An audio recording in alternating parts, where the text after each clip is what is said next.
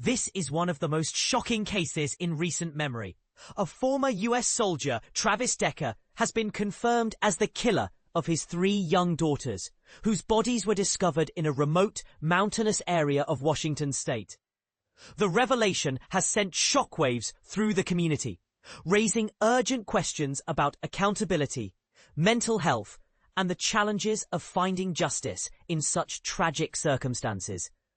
The remains of Decker, 32, were found on a steep, wooded slope near Grindstone Mountain, just a mile from the site where the girls' bodies were discovered in June. Forensic analysis, including DNA testing of clothing and skeletal remains, conclusively linked the remains to Decker, who had been wanted for the crime since last spring.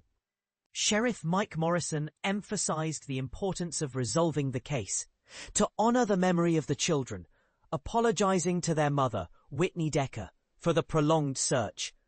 Decker's story is deeply troubling. He had been scheduled to visit his daughters, but failed to return them to their mother, who had previously raised concerns about his deteriorating mental health. A year prior, she had petitioned to limit his access to the children, citing his unstable behavior and reliance on his truck as a mobile home. Tragically, a deputy found Decker's vehicle and the girls' bodies 3 days after he disappeared, with autopsies revealing the children had been suffocated. The search for Decker was an enormous undertaking. Over 100 law enforcement officers from state and federal agencies combed through hundreds of square miles of rugged terrain, using land, water, and air resources. Marshal Service offered a $20,000 reward for information leading to his capture, but the case remained unsolved for over 3 months.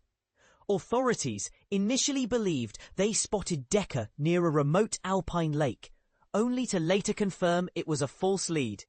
But here's where it gets controversial. Decker's military background raises questions about how his training in survival and navigation might have influenced the crime. Was his expertise in the wilderness a factor in the tragedy, or did it mask deeper psychological issues? And this is the part most people miss: the systemic failure to protect vulnerable individuals like Decker, who may have been a danger to his own children. As the investigation continues, the coroner's office works to determine the exact cause and timing of Decker's death.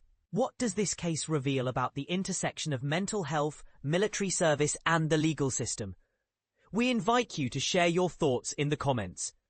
Does this case underscore the need for better support for veterans, or does it highlight the flaws in our current systems of accountability? Let's keep the conversation going.